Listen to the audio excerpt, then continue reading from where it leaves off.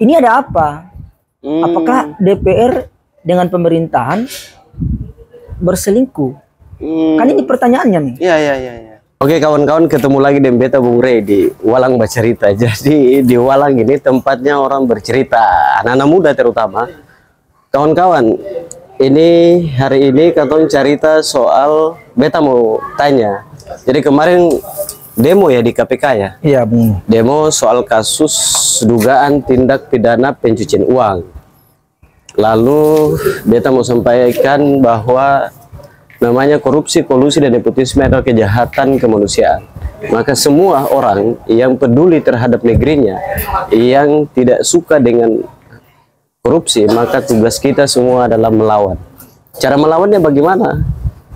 Ya bisa bicara di Walang Bercerita, menyampaikan lewat Walang Bercerita, atau mungkin beliau ini kemarin kawal kasus di Buru Selatan yang diduga kuat melibatkan Savitri Malik ya, ada dugaan TPPU ya yang tadi itu.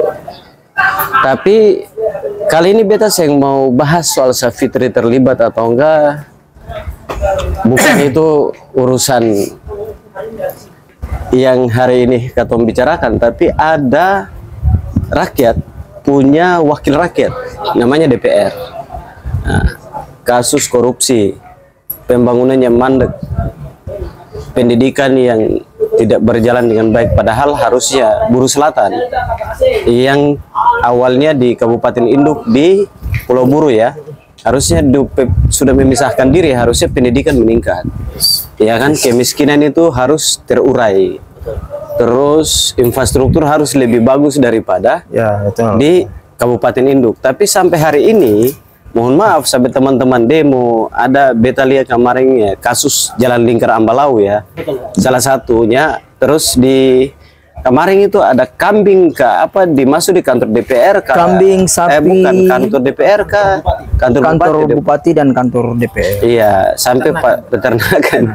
Jadi sudah dijadikan itu viral. Lalu yang beta kasus lagi yang sudah podcast sebelumnya bahwa diceritakan kalau hujan di Kota Namroli itu air dia sejajar dengan banjirnya sejajar dengan air laut begitu.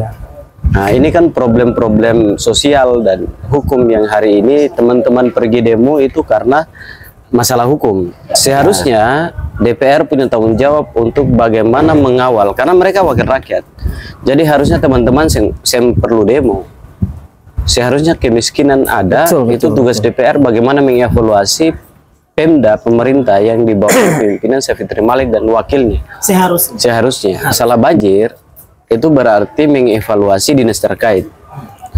Kalau masalah pendidikan yang naik kelas, pengangguran banyak, harusnya kan dievaluasi dinas terkait juga. Masalah pendidikan, dinas pendidikan dong. Nah, berarti tugas DPR jelas, kan begitu. Betul. Ya saya nggak usah masalah korupsi, ya saya nggak usah di demo sebenarnya, karena wakil rakyat sudah ada.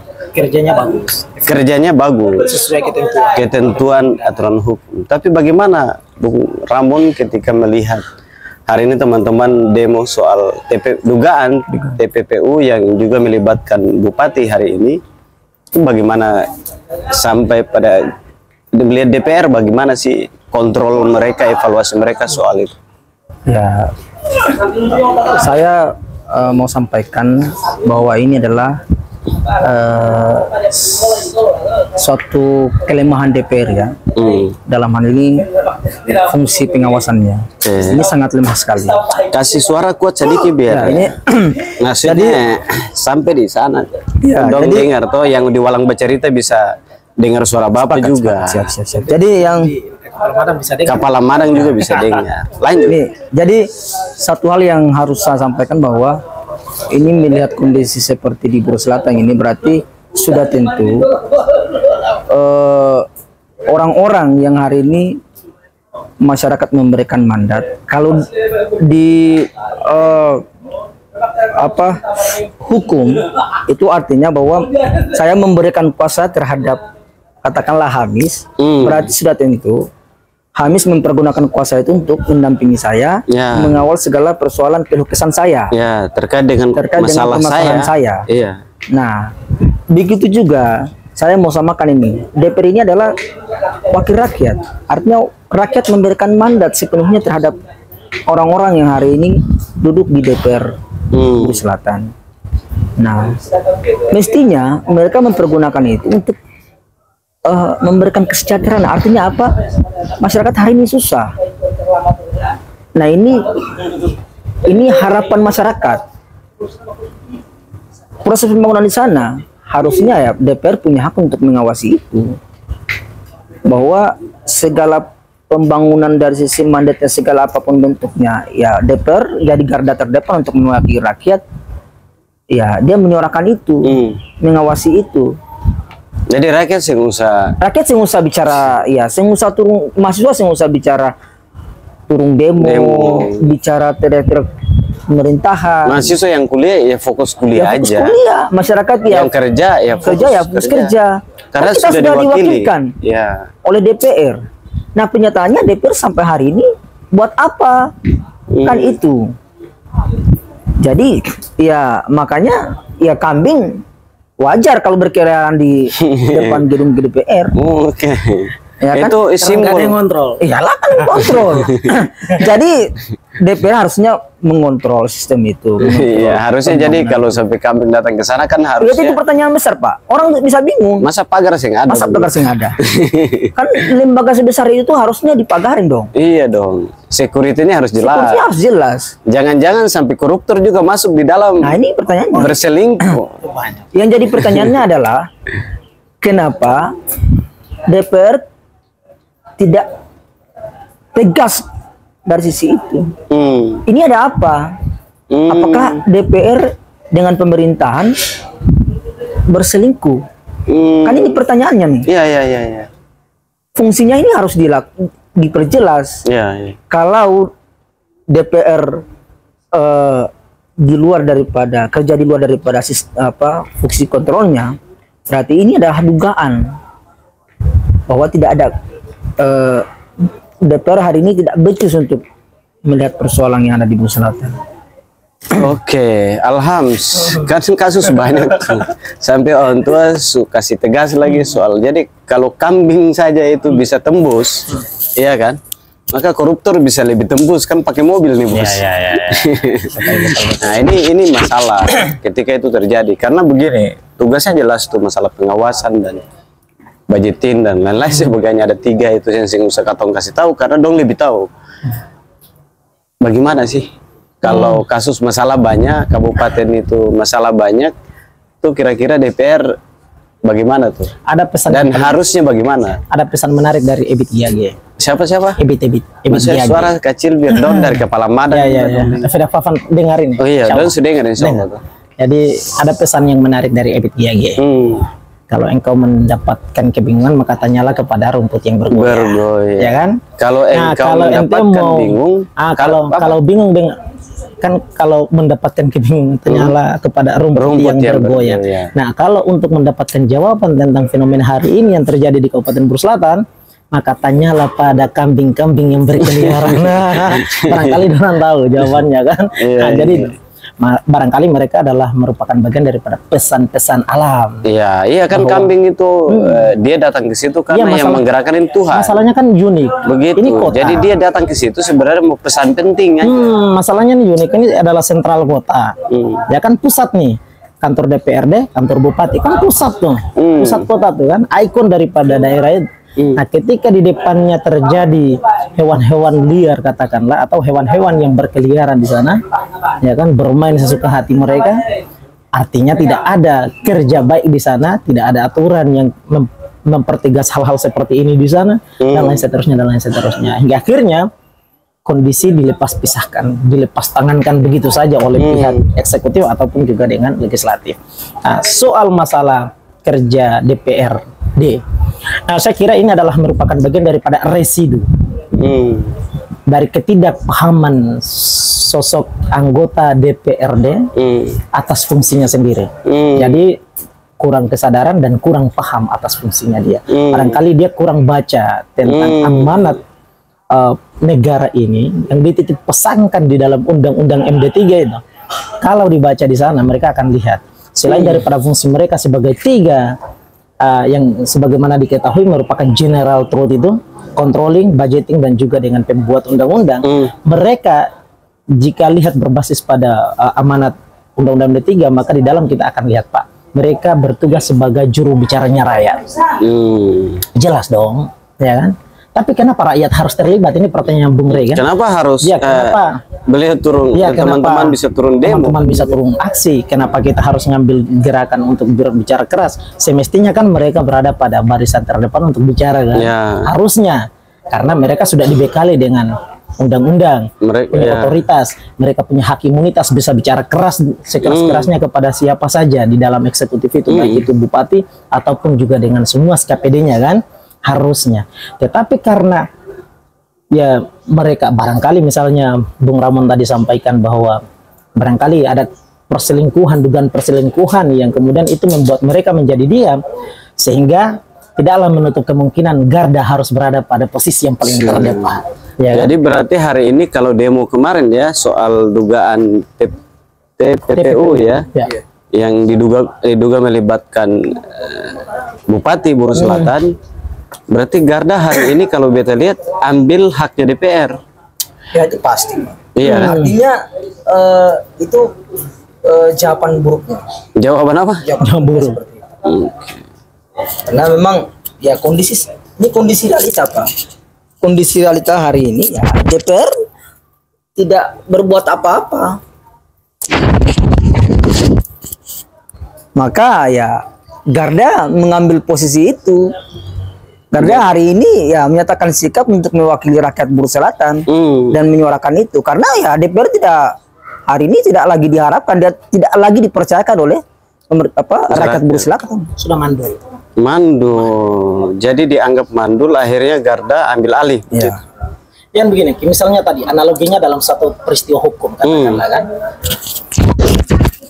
Walaupun sebetulnya ini adalah permasalahan hukum juga gitu ya, tapi misalnya spesifikasinya, misalnya logika yang dibangun oleh Bung Rahman tadi, misalnya jika saya adalah seorang klien katakanlah, lalu saya beri kuasa kepada seorang pengacara, ya kan, maka segala bentuk permasalahan saya itu dikuasakan kepada dia kan, dia berhak untuk bicara mengatasnamakan saya, bicara atas nama saya, dan bicara tentang masalah-masalah saya, ya kan, itu adalah amanat. Itu sudah amanat itu yang sudah dititip beratkan melalui undang-undang. Nah, ketika kemudian si pengacara ini atau kuasa hukum ini dia tidak menjalankan amanatnya dengan baik sesuai dengan amanat kuasa, maka tentu saya sebagai klien juga harus bicara dong. Ya kan, bicara ke dia nih. Ente nih kerjanya gimana sih? Ya kan? Beta gaji kasih uang. Kita sudah kasih begini ya kan, duitnya sudah ada. Operasional ya kan? lengkap. Sudah dari lengkap, usia gitu. tidur dan bangun tidur beta fasilitasi. Betul. Lalu kenapa tidak kerja? Kenapa cuma lawan prestasi katakanlah ya? Atau jangan-jangan lo berselingkuh dengan orang yang tadi tahun 2 bermasalah. Jangan sampai main dua kaki, padahal dia nggak sadar kalau sudah punya 2 kaki kan? Berarti 3 kaki. Jadi itu kalau dia main 2 kaki lagi berarti dia nggak cukup dengan 2 kakinya Pak. Dia butuh 2 kaki berjadi binatang Pak. Ya kan, bisa jadi kambing, bisa jadi sapi. Iya, karena kalau orang cukup 2 kaki. Cukup 2 kaki itu manusia. Manusia normalnya 2 kaki. Kalau lebih daripada 2 kaki berarti sudah binatang. Iya. Dia mencoba untuk melakukan transformasi Pak. Berarti kan ada suangginya banyak Pak. Jadi jadi makanya beta bilang bahwa koruptor itu atau orang-orang yang berkumpul melakukan sebuah kejahatan di suatu tempat, itu kalau analoginya pakai suanggi itu, sebenarnya suanggi yang di kampung-kampung banyak yang diduga mereka suanggi, itu mereka itu mulia, lebih mulia. Iya. Walau sebenarnya ini sama-sama perilaku buruk. Tapi kenapa mulia? Karena dia cuma makan 1 orang atau kasih sakit 1 orang atau disuangi per 1 orang saja. Tapi kamu dua bayangkan coba, ini ada sekelompok orang yang mengatur kejahatan, dan itu kalau dong korupsi, dong ambil uang rakyat, uang negara, itu sudah melawan konstitusi. Dong sudah mengkhianati kepercayaan rakyat.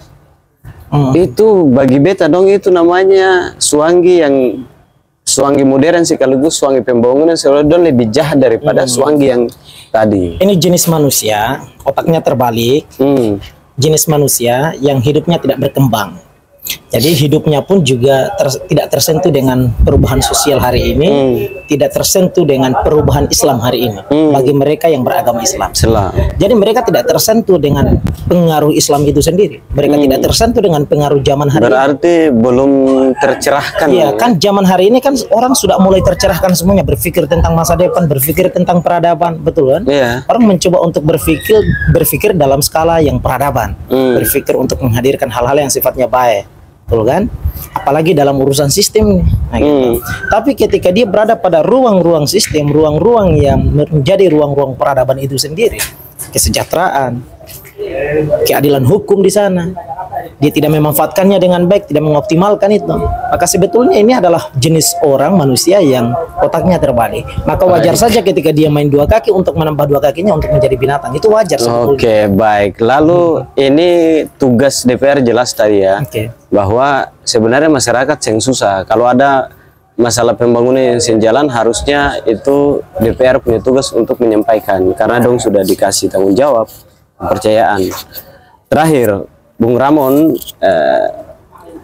soal kasus yang teman-teman kawal hari ini, apa pesannya kepada masyarakat Buruh Selatan dan DPR?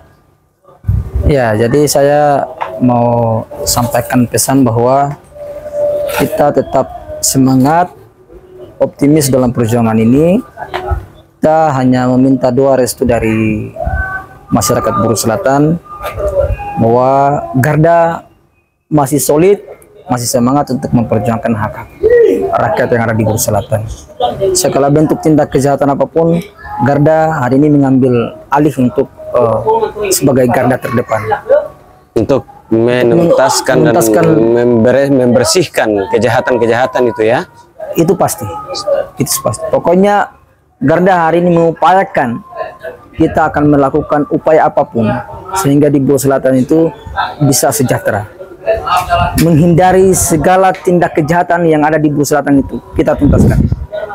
Baik. Itu pesan dari Garda. DPR dong, kan wakil rakyat, bagaimana pesannya? Ya, DPR hari ini saya tidak lagi percaya DPR. Oke, nggak percaya. Apa pesan kepada, ini kan mau pemilu nih bos, 2024. Apa pesan kepada rakyat kalau ketika banyak persoalan tapi DPR diam? Orang-orang ini khususnya nih, iya, kekuasaan hari ini. Iya, mereka yang hari ini jadi anggota DPR, apa pesannya? Saya pesankan kepada masyarakat Buruh Selatan bahwa ini adalah contoh, ini pengalaman. Hari ini masyarakat Buruh Selatan harus membuka mata melihat kinerja DPR saat ini. Bahwa ya tidak usah lagi saya beranalogi yang panjang, tapi sudah tentu mana kita lihat yang baik, mana kita lihat yang buruk. Jadi mana kinerja DPR itu adalah pilihan rakyat. Tapi saya mau sampaikan kepada masyarakat Buruh Selatan bahwa mari kita mendukung orang-orang yang hari ini punya niat baik. Ya. Punya niat baik untuk melihat Buruh Selatan. Itu saja. Oke, baik.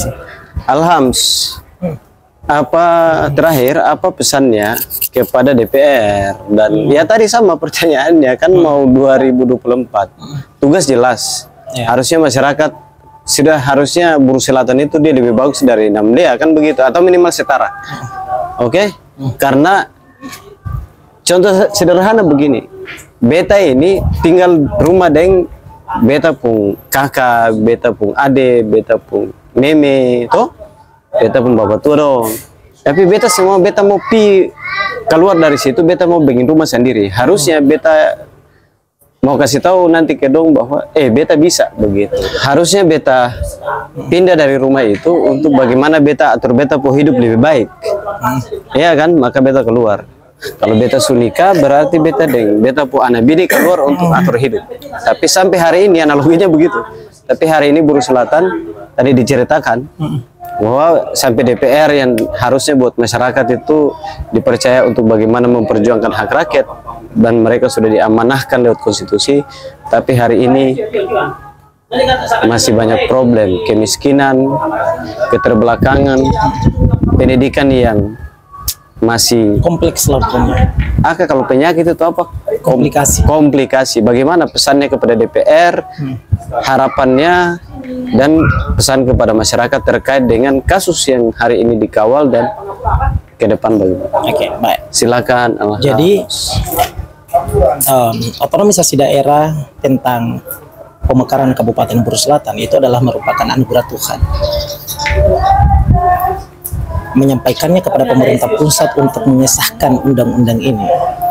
Dengan demikian, daerah dataran Buru Selatan kemudian terpisah daripada Buru Utara, betul ya, bermekar. Maka dengan berpegang teguh pada legalitas otonomisasi daerah dan segala macam kekayaan alam yang ada di dalam seharusnya dimaksimalkan, dikelola dengan baik untuk kesejahteraan masyarakat itu sendiri. Ini merupakan amanat konstitusi, bukan amanat saya, amanat konstitusi. Nah, harus dimaksimalkan, dioptimalkan dengan baik untuk kesejahteraan itu. Dengan cara adalah setiap wakil rakyat menyadari, ya kan, bahwa dia adalah wakil rakyat yang sudah diamanatkan melalui konstitusi, melalui konstitusi dan melalui pemilu, ya kan, selama 5 tahun itu. Nah, dimanfaatkan dengan baik itu, amanat itu dijalankan dengan baik sampai kemudian terselesaikan dengan prestasi-prestasi yang baik, dengan memaksimalkan kerja, kurang lebihnya 3 itu kan fungsinya, dengan menggunakan hak-hak yang diberikan oleh undang-undang itu sendiri. Nah, dipaksakan agar kemudian bisa terjadi satu perubahan baik yang dimana itu mendorong kemajuan dan kesejahteraan masyarakat. Tetapi ketika kemudian tidak bisa menggunakan itu dengan baik, maka jangan salahkan kemudian ada dugaan-dugaan perselingkuhan dan lain seterusnya antara eksekutif dan juga dengan legislatif, kan begitu. Nah, jadi ini adalah merupakan satu persoalan utama. Lalu yang kedua adalah tentang kelaknya, gimana kita melihat persoalan ini terjadi, lalu bagaimana cara mengevaluasinya, kan? Ini adalah merupakan, yang pertama, negara Indonesia adalah merupakan state gitu kan, adalah negara hukum, itu adalah ayat 3 dalam pasal 1-nya kan. Nah, cara kita mengevaluasi sistem dengan baik ya tentunya adalah melalui amanat konstitusi, amanat undang-undang 5 tahun sekali. Nah, besok 2024 ini adalah merupakan momentum terbaik di mana menjadi kesempatan kita mengevaluasi perilaku buruk daripada wakil rakyat hari ini. Maka sudahlah gitu ya, kita sebagai rakyat menyadari sadar-sadarnya gitu, bahwa kita jangan lagi ditipu dengan isu-isu murahan, isu-isu, contohnya ya misalnya